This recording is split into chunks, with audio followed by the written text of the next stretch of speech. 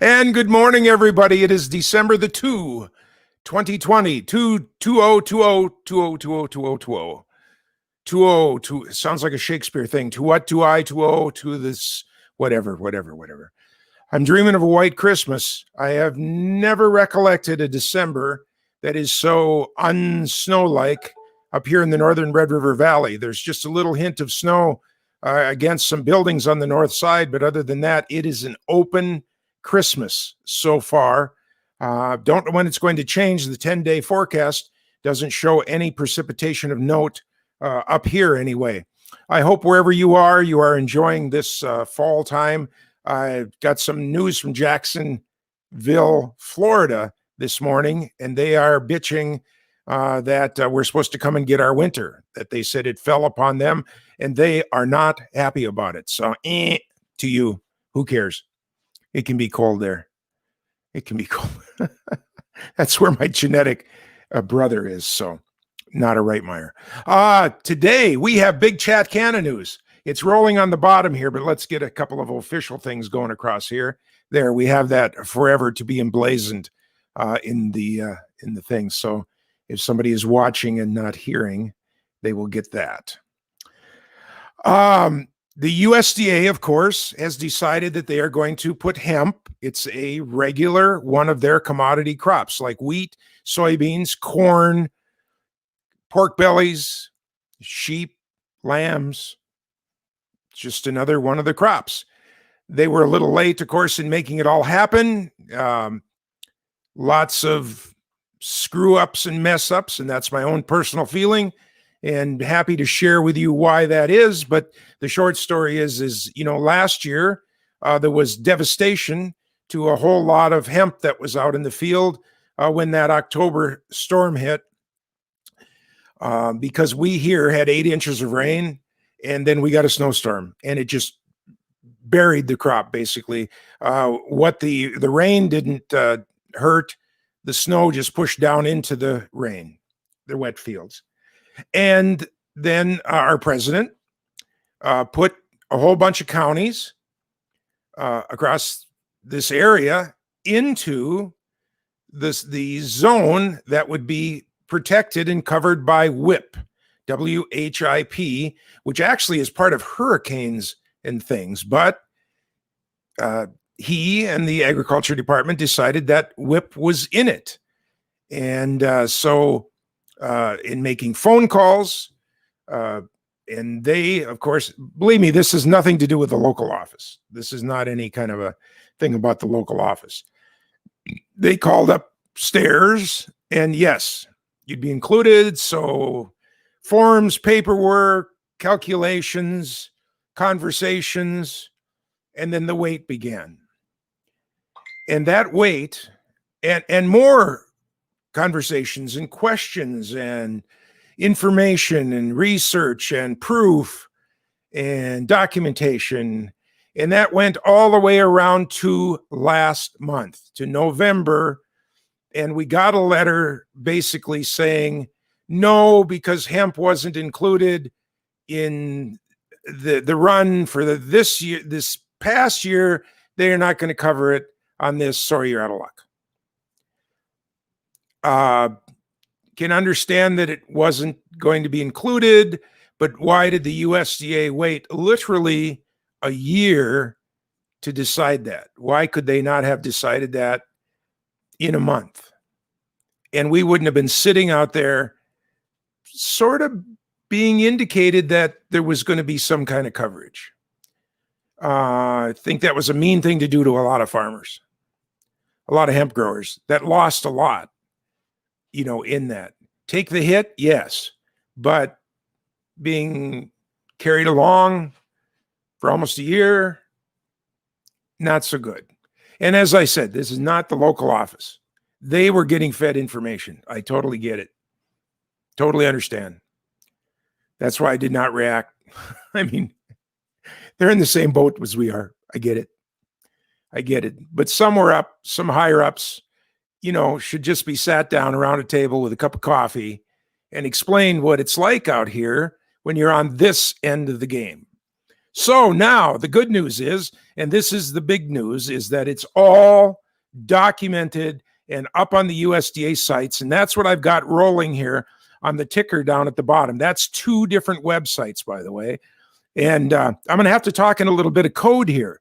Believe it or not, every time that we post a show up on our 2 channels on Facebook and YouTube, it gets run through a filter, like in a split second. And they are listening for certain words. I should have had them written down like in script, because they're probably watching for them too in certain texts. But there's certain words that I can't say that are referencing what's going on in the world right now that started last March for most of us, where we're being, held inside and can't go out because we might catch something. And if it catches those words, we get demonetized and we can't promote this particular show because this is a political football. There are some people that don't believe this is real.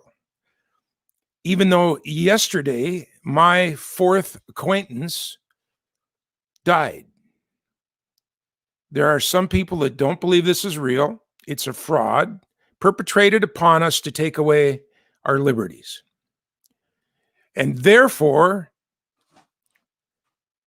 as an act of being a chicken, these giant sites that are providing us an avenue to reach our customers are acting in the fact that if we mention it, if we say the words, they demonetize us. And by demonetizing us, we can't then promote this show, trying to reach out to more people on either of our 2 formats. So I can't say the word. I can't kind of hint around the word. I don't know if I could spell it or not. But because of that, you can see it's rolling down there in the bottom. I don't know. Maybe that'll get me in trouble even. But there's 2 sites that you need to know today. These are your most valuable sites. The first one there is the www, and you don't need that, but the rmausda.gov/topics/hemp. That will take you to the USDA hemp website. It's totally complete. You can look for your local insurance agent there. For me, it's my local guy that does the whole farmstead here. He does our cars. He does our house. He does everything. He did my lake cabin when I had a lake cabin. I mean, he's my local insurance agent.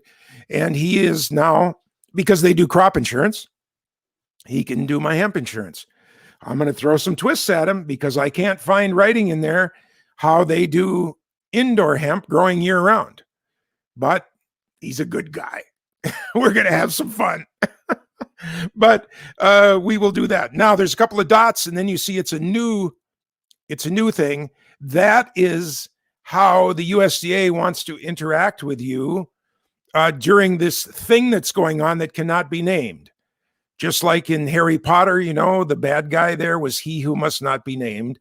Well, that's what we've got going here because we can't even say it out loud what's going on because there are a certain number of people in the United States who don't believe that this is real. It's a fraud perpetrated upon them by the other political party. And this is a bit of a rant today. I'm sorry.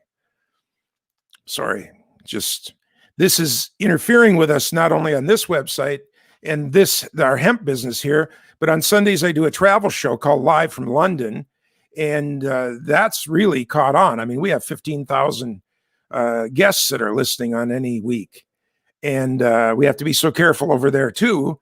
And over there we have guests like the in the London Times, the travel writer every Sunday, very interesting lady. Has been our guest 3 different times. And we have to prompt these people. These are the words you can't say or we're going to get demonetized. Ridiculous. But here's where we are. The great news. This is the biggest news of any hemp show that I think I've done is that everything is up there now at the USDA site. Everything about getting registered as a hemp farmer for your crop for 2021. I will have more news as the days go by because when this show is done, I'm picking up my phone and calling Rod and Nick and saying, okay, guys, start doing research because this is what I got. This is what it's going to be for next year. So what's it going to cost? How are we going to do it? What questions do you need answered? Because I am going to be very carefully covered. I understand the exemptions. I'm not happy with them, but I get it. And I'm not going to try and file a claim pushing against those exemptions if it should happen. But I want to be covered because that would have covered us last year had that disaster happened, and we would have had the insurance that the USDA is offering. We'll keep you informed. It's an exciting time to be in the hemp business. Things are back in business. If you're a new listener, I don't know if you know, but last March 16th for us, when the world shut down, the hemp business totally shut down. Everywhere, anybody, nobody wanted to talk to you. The business just came to a screeching halt. And fortunately now, in the last 3 months, it's really picked up. People are answering their phone, willing to talk to you. There's a buzz. There's an excitement. It feels good. It's happening again. We're maybe 3/8 of the way back to where we were before the big shutdown, but it feels good.